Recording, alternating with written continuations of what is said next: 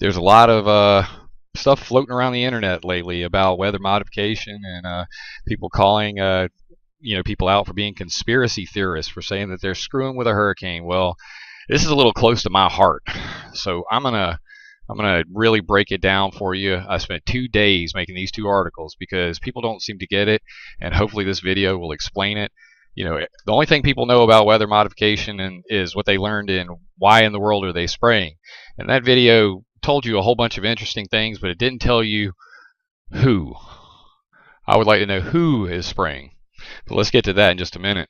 So, if you don't believe in weather modification, then you just got your head in the sand because they've been doing it for quite a while. And I'm going to break down exactly how the Department of Homeland Security, NOAA, NASA, the U.S. Air Force, the National Weather Service, everybody, the CDC, the EPA, let's see who else, the farmers, the insurance companies, the NADEX, how it's all involved. And we're going to go over that hopefully as quickly as possible. So please stay tuned because this is very, very, very important.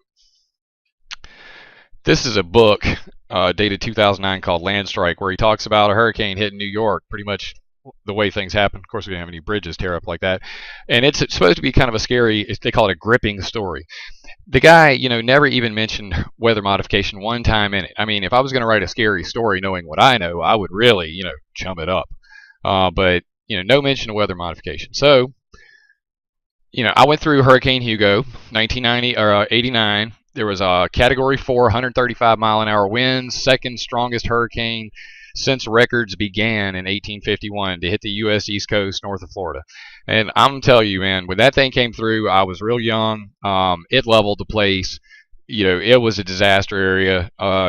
It took us 2 weeks to clear roads. Me, my father, and my brother with chainsaws. We spent day and night clearing roads for people, trying to get old people out of their homes. They were elderly; they just can't get around. It's extraordinary what people will do. And anyway, that being said, I know that the guys up in New York are going through hell, and gals, and I'm thinking about you.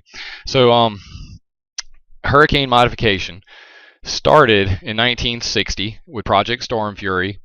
Now I could get into the details, but it's all here in the article. It's going to be the link in the details. So I'm going to try to just get through this as fast as possible so that you understand the big picture. Because if I get trapped on the details, we'll be here for 25 videos. So here's the interesting stuff on hurricane seeding. This has been Livingston, Father Weaponized Weather. He did Project Storm Fury along with the Ho Chi Minh Trail weather modification stuff, and very interesting video. Take the time to watch that. Hurricane Katrina 2005. The University Military Industrial Complex got their way, and the Department of Homeland Security commissioned studies to divert or diminish hurricanes. Hurricane Modification Workshop was initiated by Undersecretary Jay Cohen, DHS, S&T, to investigate the possibility of minimizing the tremendous loss of life, property, and economic stability by reducing the destructive forces of a hurricane. This may be accomplished by modifying its track, speed, winds, or rain. One more time. This may be accomplished by modifying its track, throwing it off course, speeds, wind, and rain, diminishing its capacity to destroy crap. Here is a video that shows the DHS and ESRL workshop in Boulder. ESRL is the Earth Systems Research Laboratory, and I believe that's NASA ESRL. If you hop over to Climate Viewer, what you're going to see is currently up on the map. This is climateviewer.com/Earth. You're going to see weather modification programs. The clouds and stuff are Weather Modification Association. The big dots, these are the NASA, ESRL, and there's a whole lot of them, guys. They've been, they study the weather so that they can learn how to manipulate it, so that they can make it, of course for predictive, reasons as well. But it's about knowing how. Once you understand how it works, then you can modify it, and that's their intention. It's clear with the Air Force 2025 documents, along with a slew of other things. Interesting quote in this video: carbon black may increase the intensity of hurricanes. Carbon black may increase the intensity of hurricanes. Some of you chemtrail guys have never heard of carbon black. Do your freaking research. Hurricane geoengineering discussions at the American Meteorological Society, Monday, 2008, April 21st. This is Joe Golden from the University of Colorado, and the first video up is Bernard Eastland and Lyle Jenkins talking on behalf of Bernard Eastland. Bernard Eastland made HAARP. This is called Atmospheric Research Heating Tool. We're going to get to that in a minute. Video below, as you can see here. Another discussion. Reducing hurricane intensity by cooling the upper mixed layer using arrays of at-motion inks wave-driven upwelling pumps. These are like buoys that are in the ground, in the water. They like suck the water from the ocean and spray it up into the hurricane to supposedly mitigate the damage. Interestingly enough, there is also another project. I'm digressing, but I want to get it out there.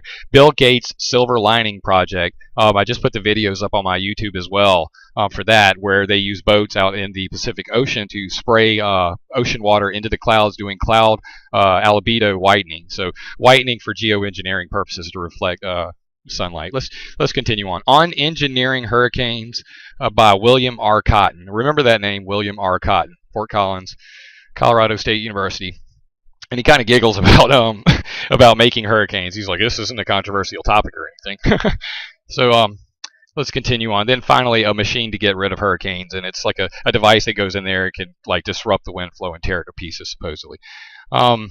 Anyway, the senior official responsible for science and technology at the Department of Homeland Security, Jay Cohen, has given his support to the new Hurricane Reduction Program, which is expected to receive funding in October for the first phase of research. The project has been given an estimated price tag of around $64 million over 6 years. Scientists will first conduct tests using models and small-scale experiments before the most promising idea is developed for large-scale testing. This is 2008, all right? That's from Telegraph. Moving on, large-scale testing.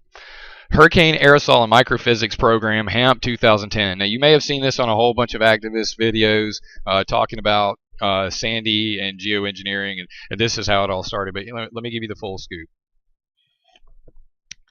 Coffee. The HAARP program did all kinds of stuff as far as, testing with cloud seeding and various instrumentation.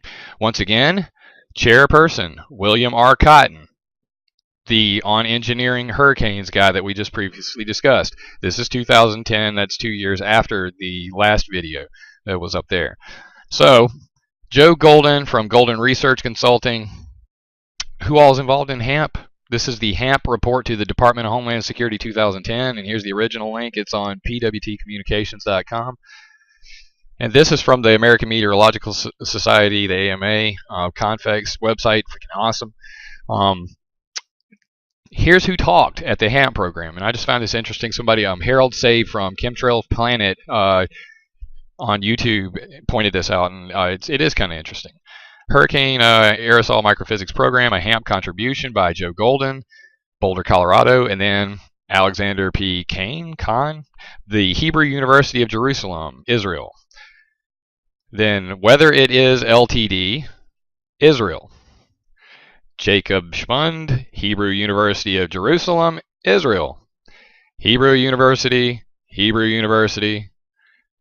back to Colorado. So Golden, Colorado, and Israel getting it on for the HAARP program. Pretty cool. And then this right here, here's 2 videos from that where they talk in detail about the HAARP program. And then finally a PDF from weathermodification.org/Park City Presentation /DC Program Review. So DC Program Review on weathermodification.org. And there's your Cotton and et al. Future plans endorsed by the May Panel Review may test additional hypotheses on intensity change factors. Carbon frickin' black. I'm gonna keep pointing this out. You got to see the big picture, guys. Ocean cooling. That's the little barrels I was talking about, and same thing with Silver Lining Project, spraying water in the air. Yada. Same year, same time. NASA Genesis and Rapid Intensification Processes experiments. This is the NASA GRIP program 2010. And you can see that here. GRIP. They show the little UAVs that they used in all the studies they did on the hurricanes. So here's their drone. It is a global hawk, and it's got a Hamzer high altitude mimic sounding radiometer, a HAARP, which is a high altitude imaging wind and radio profiler. Anyway, it's a big, robot to do measurements, and they got a heads-up display in it and everything. And of course, they probably did a whole lot of cloud seeding during this. But the interesting part is what Ed Zipser said. Hurricane formation and intensification is really the holy grail of this field. Hurricane formation and intensification is the holy grail for this field. They want to know how they start and how they get big. Holy grail. And of course, they're going to say it's so that they can learn how to stop that process, but understand because of the Air Force 2025 documents, we all know that the Air Force intends to weaponize weather. So let them get their holy grail, and somebody's going to be visited by a hurricane brought to you by the U.S. Air Force. Continuing on. 2011 at the AMA. Here's where they talk about more screwing with hurricanes. Aerosols on the intensity and genesis of hurricanes. Mitigation of hurricanes by cloud seeding. Aerosol, cold pools, and hurricane intensity modulation. Real as rain, people. You can't argue with the truth. Now we move to the next category, and this is a little more controversial. HAARP, satellites, and hurricanes. Oh my. Nikola Tesla's wireless transmission of electricity, Bernard Eastlund, creator of HAARP, envisioned pumping natural gas from the ground, converting it to an electrical signal, and broadcasting that energy to an aircraft carrier, plane, or military base over the horizon. More on this in the next part. And here's the video that they did at the AMA, where they describe how you make an artificial ionospheric mirror. Actually, Mr. Jenkins really isn't that familiar with it because Bernard Eastlund died a year before they had this meeting. So Mr. Jenkins goes on to say, I really don't understand how to make a mirror. Lucky for you people, I do. Pretty sad, actually, that he didn't know. So operational analysis of Air Force 2025 and application of value-focused thinking to the future and of space capabilities. Now, what they're going to talk about right here is this. They put satellites in space that beam energy down, that heats one side of a storm. If they can heat a proper side of the storm, they can kill it, or if they heat the other side, obviously they can make it worse. But if you got a whole bunch of chemicals up there like carbon black and other metal chemtrails, persistent contrails included, which NASA fully recognizes that those do affect the weather. When you combine all this together, if you have a satellite up there beaming electricity down, it's a whole new ball game. But for everybody who's curious, is there any truth to this? In 1996, the Air Force said they want to make it. And we all know that the military gets what they want. So, solar-powered high-energy laser system, possible application in weather modification. Solar energy optical weapon, could potentially be used for weather modification. Space-based high-energy laser system, provide limited weather modification capability. Space-based high-power microwave weapon, provide limited weather modification capability. Hybrid high-energy laser system, ground laser sights. Has counter space, counter air, force application, and weather modification uses. And this is from presscorps.ca. I don't know the reliability of the site, but interestingly enough, in 2010, around the same time as the GRIP program, they're talking about satellites heated the cloud tops by beaming microwaves from space. They want to, and there's a patent for it. Is it real? They want to. There's a patent dated 1999, I believe. Yeah, November 16, 1999. Modify established local avenue weather conditions at discrete time and location. Special desired weather request at time and location. Okay, so guy calls in and says, hey, I need this thing turned this way. Desired weather, energy beam. Energy beam characteristics, desired local weather at discrete location. So you call them up, you say, I want this weather. The Air Force weather weapon system calls a satellite. It heats. You'll see the picture in just a second. Let's continue on. Solar Power Satellite Project, 1968. This was defeated because in the end they decided that these monster satellites in space would just be too crazy. This was supposed to be a solar panel in space that would collect energy from the sun, beam it down to rectennas. What is HAARP? HAARP is a rectenna, people. HAARP is a rectenna from SPS More on that in a second. This is over at the propagation.georgiatech.edu death rate orp. Now this is like a gag website where I guess they did like a a paper on potentially building an SBS. You really should read through it. It's great stuff. But here's his artist rendering of what the beam coming down from an SBS would look like. Death ray orb. Even the guys at Georgia Tech had to throw Raytheon under the bus for that one. So, and in here is the climatological and heating effects of microwave power transmission systems in the lower atmosphere. When they tried to get the SPS built, they did a study, and this is at agree.net and hydrogen, satellite hydrogen energy. This is from a website for some people who are pushing to actually build a new SPS, but they want to say that it's okay. But here you can see rectenna heat, that's HAARP, causes, see the arrow, weather modification. Weather modification by variation in refractive index, beam wandering, spreading, beam control instability, ground heating, and soil moisture evaporation, which leads to weather modification, all of which lead to climate modification. Pretty important.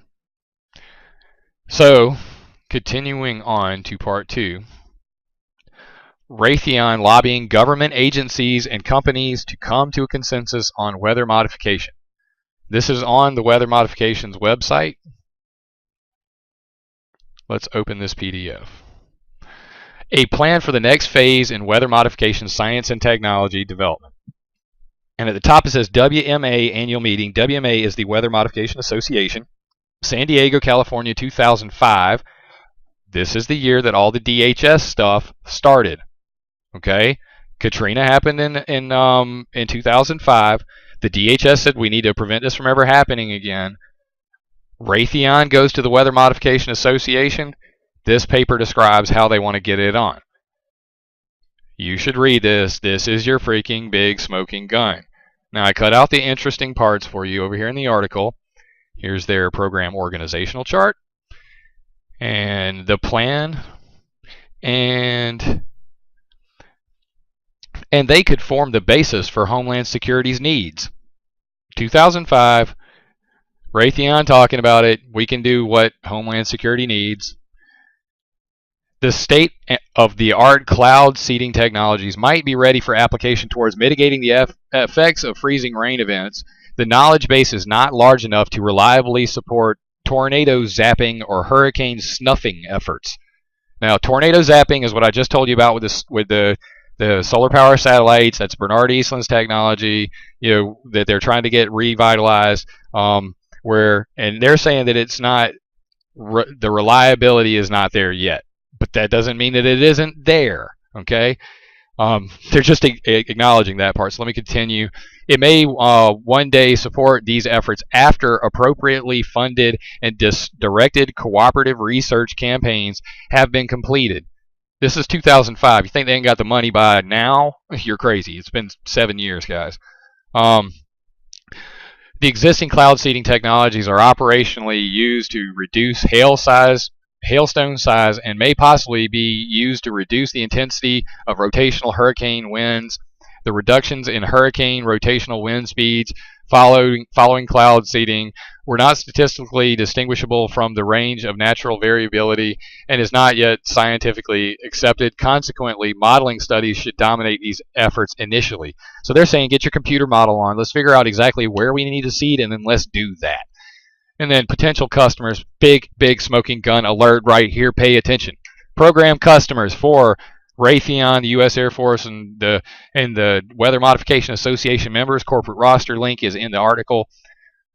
Farmers, crop insurance industry. That's who they list first because they are the biggest ones in the whole game. They insure their crops, and if the weather goes crazy, then they get their money back. And some farmers out there will insure a $1 million crop for $3 million and then pray it doesn't rain, which kind of gives people a reason not to make it rain. Just saying. So, farmers, crop insurance industry, water district managers, utility industry, relevant organizations, WMA, Weather Modification Association, Environmental and Water Resources Institute, scientific community and governmental agencies, NOAA, EPA, NASA, DOD, CDC, foreign. Program customers, all right? Let me go over the big ones again. WMA, NOAA, EPA, NASA, DOD, CDC, foreign question mark? Foreign question mark? Anticipated sources of funding, farmer groups, insurance industry, water districts, utility industry, state governments, NOAA, Congress, and others such as the Office of Federal Coordination for Meteorology. Yeah, that's where they're going to get their money. So that you don't need any, I don't really need to say anything else about that. But here's all the details are in this beautiful, beautiful PDF. Moving on. Do we know what HAARP is? Because some of you guys think you know about HAARP, but you really don't, and you really need to do the research and watch your mouth about what you say online, because there are people starting to wake up to this stuff, and I'm about blue in the face from seeing you half-witted toolboxes out there telling people you know what's going on with this thing, because this is important. Don't screw it up. Connecting the dots, Raytheon, AMS, Lockheed Martin, HAARP, NOAA, General Dynamics. This is at Geoengineering Watch. Again, this is Harold Save's website. I found some really interesting info here, and I'm inclined to believe what I'm reading right here, gentlemen. Yeah, so let's get back to it. This is from the Air Force 2025 documents, the Global Weather Network. This is on page 9 from that. And what you see here is GWN, Global Weather Network, feeds data to Weather Force Support Element. That data gets passed over to the commanders in charge, who send it back with 2 WX mod options. WX mod means weather. WX means weather. Mod, modification. WX mod options. So comes from the Global Weather Network, goes to this dude, Bradley Manning, sends it over to the powers that be that make all the decisions. They send it back, say, here's how we want to modify the weather. Then that gets passed over to the Air Ops Center, who then employs weather modification tools. As you can see here, ground-based. Are those lightning bolts? That looks like microwaves, people. There's a plane here, and then, of course, we got F-117s. What the hell are they doing in there? And then finally, cause and effect. Bam, that looks like China to me. Could be wrong. So weather gets modified, feedback. We see it on the Global Weather Network. That's how it works. This is how they described it working in the Air Force 2025 documents. But then if you continue on and you read the last paper in that whole series, an operational analysis of Air Force 2025, an application of value-focused thinking to the future of space capabilities, you'll see this. Global Information Management System. And this is where they want to be, where basically everything you type online, every sensor on the net for, NEXRADs and, satellite imagery, barometric pressure, buoys, seismic, space weather, then everything you type online, every single thought you have. They want all of that into one big network where they can make decisions, en masse. Well, they also want the Weather Analysis and Modification System, a global network of sensors provides weather warriors with the means to monitor and accurately predict weather activities and their efforts on military operations. A diverse set of weather modification tools allows manipulation of small to medium scale weather phenomena to enhance friendly force capabilities and degrade those of the adversary. Many of the sensors required for this system are assumed to be external, i.e. part of the Global Information Management System discussed in 8.1. Global Information Management System 8.1, talking about this thing. And all of those, when they say external or assumed to be external, that's NEXRADs, that's Dopplers, that's Super Darn, that's HAARP, that's Jikamarka, that's Irtusk, that's all of the big ones. China CRIP, Japan's got one. These things are everywhere.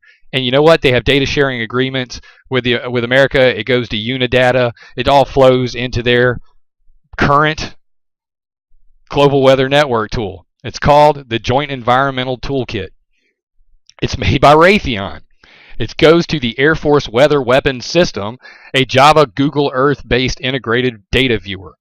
I'm calling it IDV because that's the Unidata IDV. Pretty cool. Excuse me. The Joint Environmental Toolkit for the Air Force Weather Weapons System. Here's the original link. It's on afceaboston.com. Go through it in detail. Here's their branch systems, and here's the JET itself. Joint Environmental Toolkit provides all of the sensors that they have available into one integrated replaces disparate legacy weather systems with a single integrated capability. Okay, so let me get this straight. That sounds just like this.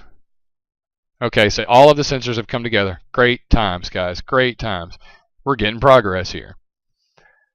Oddly enough, it looks a lot like my climate viewer. It's a Google Earth program with real-time data like weather and barometric pressure and wind. I started making Climate Viewer 2 months before I learned about JET. And when I learned about it, it just put the biggest smile on my face because I was like, I made that. Oh, you guys should check out Climate Viewer. Get over there and try it out. Moving on. Who owns HAARP? Raytheon owns HAARP. It's managed by the Air Force Research Lab, the Office of Naval Research, DARPA, and the Stanford VLF Group. Well, that and both Raytheon and the guys, they make it real obvious, you know. On the Weather Modification Association's corporate roster, scroll down here, you're going to see Nasik Dacre, Gregory T. Marks, Watson Way, Wright-Patterson Air Force Base. All right? Wright-Patterson Air Force Base. Who runs HAARP? The Air Force Research Lab, which is where? Wright-Patterson Air Force Base. Just saying.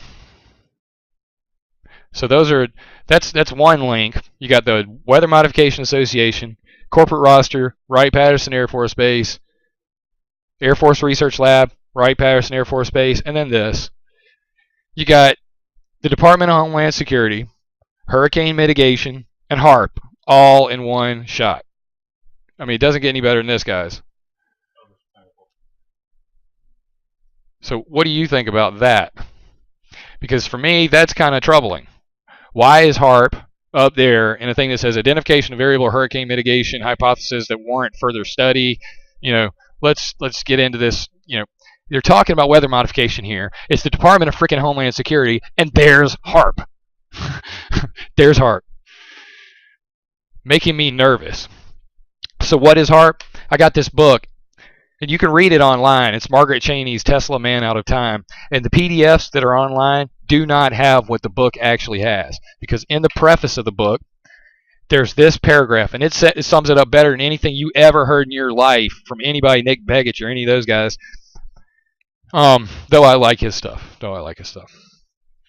Tesla's basic idea was revisited by Atlantic Richfield Oil Company's consultant physicist Bernard Eastland, who sought a less expensive way to transmit natural gas from remote areas. He proposed a pipeline in the sky, a natural gas to power microwave transmitters.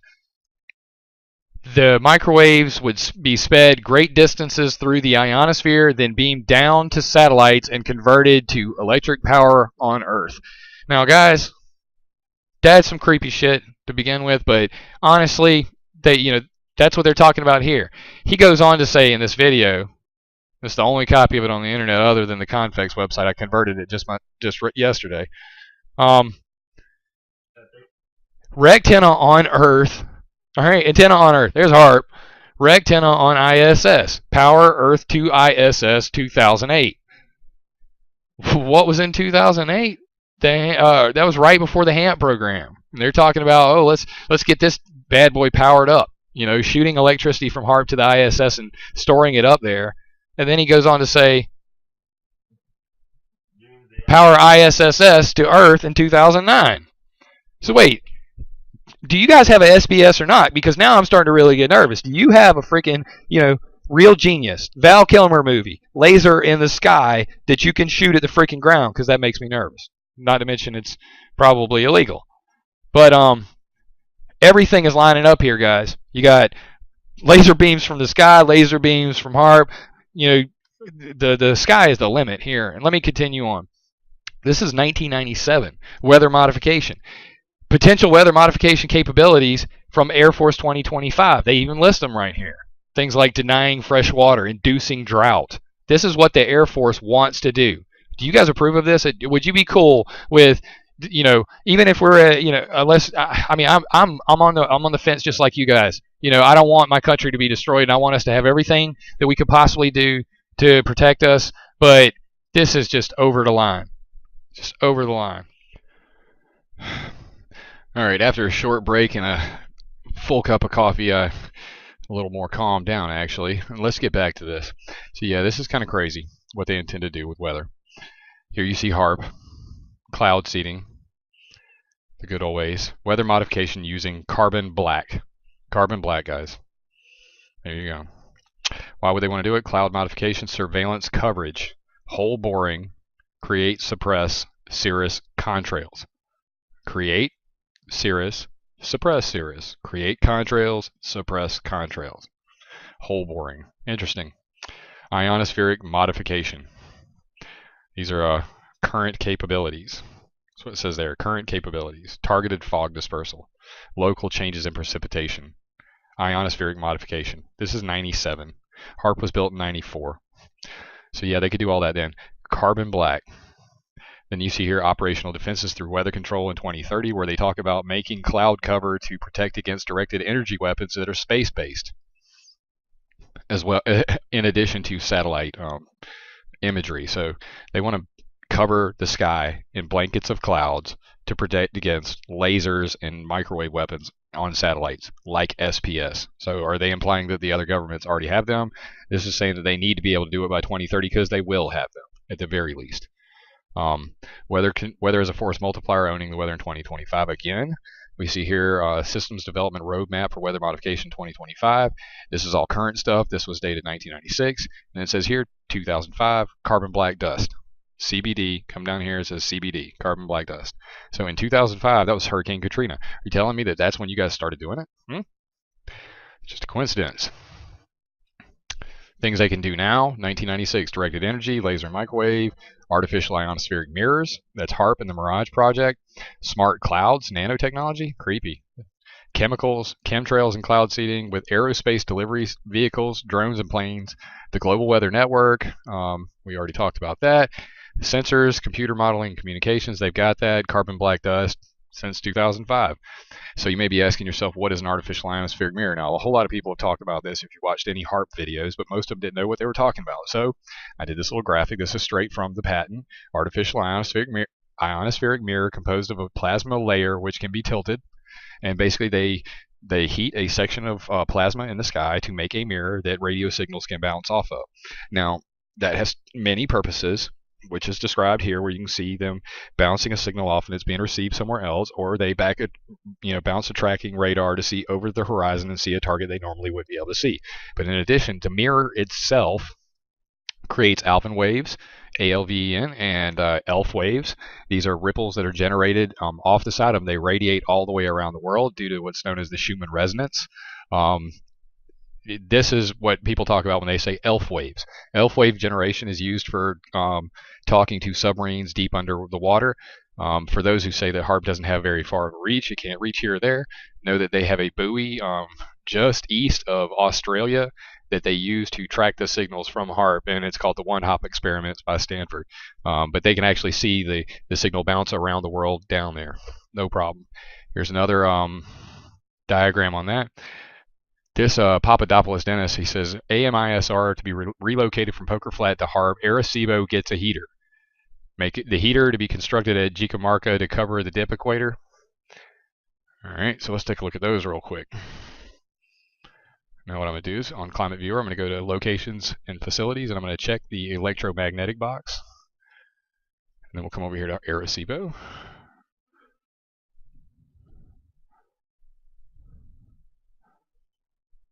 And I'm going to turn 3D models on as well. You just click this box here and check this box, and bam. Pretty cool. Now that's Arecibo. You've seen this in James Bond and a whole lot of other movies. Well, it was destroyed by a hurricane, and they've been remodeling it, and apparently they're putting an ionospheric heater here as well. It is also a member of the VLBA, which is the Very Long Baseline Array, which spans the globe. And then let's go out to Jicamarca real quickly.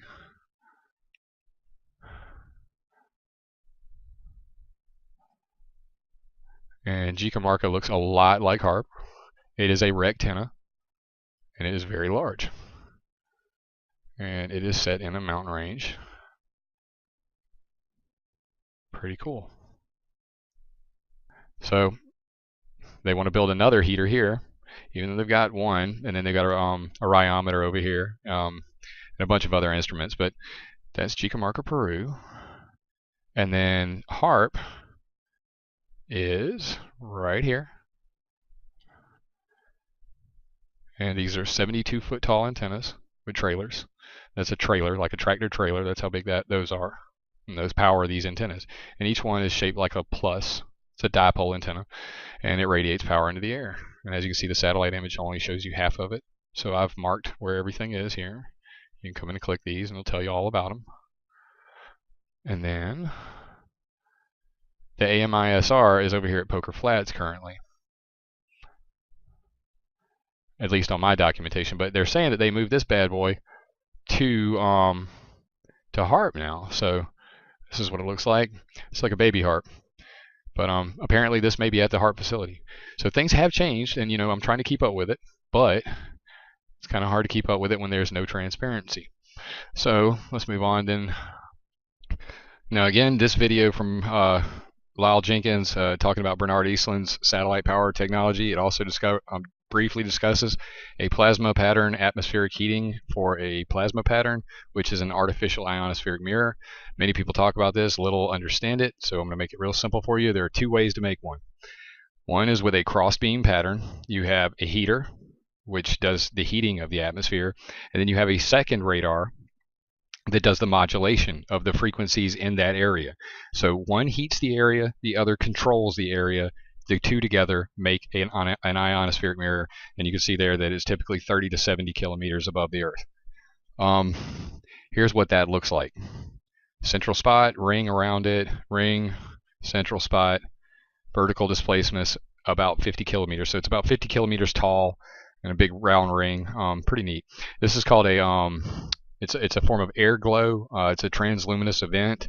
They study lots of that stuff with HAARP. They're called sprites and elves and the like. They're looking for when you ionize gases up in the air, what happens as a result. But anyway, pictures of that there. The other way that you can make an ionospheric mirror is with a high power microwave and a rocket with rocket chaff. This is called the Microwave Ionospheric Reconfiguration Ground-Based Emitter. This is 2006. Air Force aims for weather control. And it says Mirage would employ a microwave transmitter on the ground and a small rocket that shoots chaff into the air to produce about a liter of plasma at 60 to 100 kilometers. That's 36 to 60 miles in the air, changing the number of electrons in a select area of the ionosphere to create a virtual barrier. And this is describing the exact same thing that HAARP does. So, except for Mirage is portable and it can fit in the back of a truck. Here's an article from Defense Technologies magazine that cuts that out, and it describes just that. It's a baby HAARP that can be used to produce a 20-liter plasma. There you go. There's your barrier. And what do they do with that? They bounce signals like OFB, U.S. Navy Rother, Super Darn, maybe possibly NexRad off of that to do over-the-horizon communications, possibly weather modification. Finally, we have the NASA videos on inadvertent cloud seeding, modification of marine and supercooled stratocumulus. This is for everybody talking about commercial airliners and chemtrails, commercial aircraft inadvertent cloud seeding. I have all of these videos up on my YouTube as well, all 4 of these. So check that out. Now, the only question left is, what does any of this have to do with Hurricane Sandy? Well, everything. Here's a little bit on that predicted. People have talked about this, so I just included this because it's in the discussion. But we're going to focus on the facts. So I don't know exactly what these are, and I'm sure somebody will tell you that these are caused by something normal. But if you have enough circumstantial evidence in a court of law, you can convict somebody. And I think we have that by now, after all the stuff I just covered, plus this. Last year, Hurricane Irene, on the Mimic, which is the microwaved,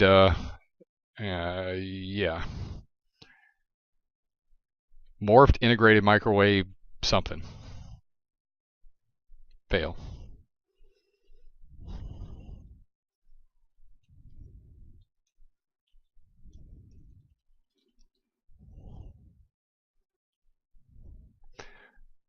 Morphed integrated microwave imagery, Ed Sims.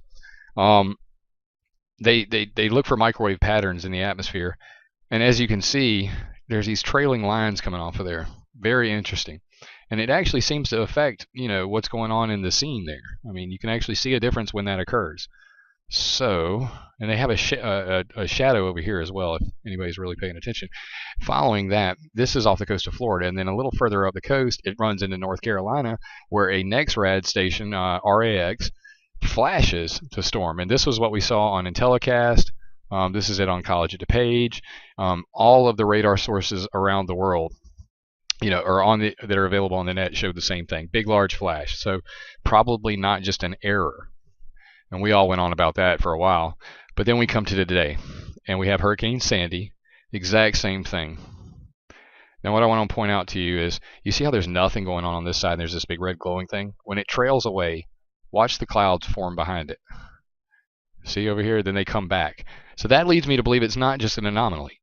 If it was just like a graphical error, then where did these clouds come from after it disappears? Just saying. So you have that, plus, what do you know? We get to North Carolina, and it happens again. There's the flash. So this is 2 years in a row, 2 different hurricanes, exact same MO. Flash, mimic, flash, mimic. So then I'm looking at some of the stuff out there. Harold Saves videos turned me on to HAARP, which led me down this long road. And the same day in South Carolina, I was taking pictures. And this is what I came up with that morning. And I really hadn't given it any thought about the hurricane.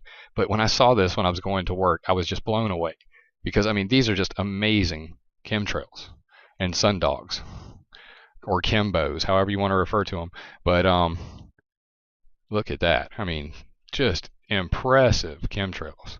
And look at that glow. I'm not making this up. This has not been altered. I added a little contrast to it just so you could see all of the chemtrails in the background. But you got your typical metal-laden trail of aerosols being spread out vertically into the storm on the west side of the storm. So it's pulled right into the eye. Pretty typical stuff, though. Unfortunately, just most people are not aware of it. And finally, let's look over here. This is Sandy up real close. And this is about where I am. And as you can clearly see, this is also pretty typical of hurricanes, don't get me wrong. But, and from the satellite, I wouldn't think anything other than the fact that I saw it in my hometown and took photos. So yeah, there you go. There's that. And these, look at that. You get where I'm going with this? So it looks like they laden it with chemicals. They understand that this stuff affects it. And then you have this article, and again on Press Corps. X-band radar hurricane steering. They're talking about the HAARP, the SBX, not the HAARP. The SBX, the C-band X-band radar. And it's basically the U.S. Air Force's and Navy's top secret missile defense radar. It's supposedly part of the THAAD system, THAAD, which is a terminal high altitude kinetic weapon, and this radar steers the missile to a nuclear missile in mid-flight, and then they run into each other and bam. But there's a lot of controversy about this thing being used for tomography, for looking underground at nuclear installations, as well as possibly weather modification. No details on this thing, by the way. And then we have the space shuttle drone that the Air Force runs, quite possibly a SPS solar power satellite laser weapon, energy weapon, microwave weapon. We don't know what's in it, but if it was up during the hurricane, that would be good to know. I'm going to look into that. Then we have HAARP status, and people are out to lunch on whether to believe HAARP status or not. But coincidentally, if you look at this red ring, here's the map, here's the ring that Harold Say put over it, and if you actually go in and you look real carefully at it, you're going to see those ripple patterns that we all talk about. Pretty interesting stuff. See that? And that's all through the HAARP status update area. And you scroll down, just fine. Up there where they said, ripples. Down here, just fine. Coincidence? You be the judge. See the difference? No HAARP status update. HAARP status update. I mean, that is pretty interesting to me, at least. So when you put it all together, Katrina, 1,833 deaths, Irene, 56, Sandy, 6955. It looks like the numbers are down. So far, so good. This could be completely coincidental, of course. 81 billion in Katrina, 19 billion Irene, 20 billion Sandy. Now, I understand that they want to prevent loss of life and all that, but the bottom line is their plans to own the weather and use it as a weapon are fact. And everything that they learn while doing this is definitely going to lead to one day the Air Force being able to control the weather. And I, for one, do not want to see that day. And I don't think that any country in the world should be allowed to proceed with this line of research, because one day soon this information is going to be pocket-sized power, and you're going to have corporate elites dictating to military and governments what they should do, and they pretty much do now. So the thought that they can control the weather as well is very scary to me. So one last thing I'm going to throw in there as a possible source of this red line is the Arecibo Space Telescope. You guys have all seen this in the James Bond movies and other movies. It was destroyed in a hurricane. I mentioned that earlier. Well, Arecibo heater to be completed and upgraded. I'm pretty sure they've already got that done. And this may be what we've seen the last 2 years in a row with the radar anomalies. I don't think it's too much of a gamble to say that they are involved. Not after everything I've read. Their intention is clear. They want to modify it. They want to do everything they can to learn how to control them, and they're going to use every tool they have available to them. And apparently there's a lot of tools that you guys are not aware of. So I made this video and did these 2 articles to raise awareness about weather modification. It's a passion for me. I'm deeply concerned for our country and the world, and if people don't step up and start paying attention and really doing something about all of this, pretty soon there's not going to be any clean water left. All of the air above your head will be taxed and be controlled. And if you want fake weather, and you think that man should have the power to control the world, then you go ahead and let them continue to do this. But I, for one, will not. I say let it grow. Stay strong, everybody, and no fear. And one more, knowing is half the battle. So how about know this stuff and tell people?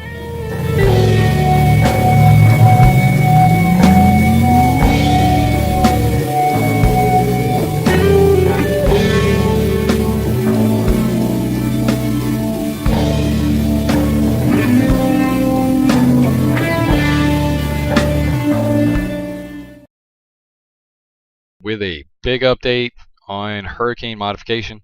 There's a lot of stuff floating around the internet lately about weather modification, and people calling people out for being conspiracy theorists, for saying that they're screwing with a hurricane. Well, this is a little close to my heart, so I'm gonna really break it down for you. I spent 2 days making these 2 articles because people don't seem to get it, and hopefully this video will explain it.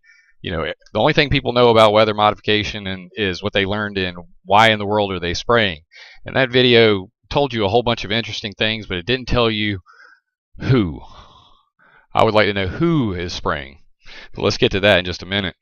So if you don't believe in weather modification, then you just got your head in the sand, because they've been doing it for quite a while. And I'm going to break down exactly how the Department of Homeland Security, NOAA, NASA, the U.S. Air Force, the National Weather Service, everybody, the CDC, the EPA, let's see who else, the farmers, the insurance companies, the NADEX, how it's all involved. And we're going to go over that hopefully as quickly as possible. So please stay tuned, because this is very, very, very important.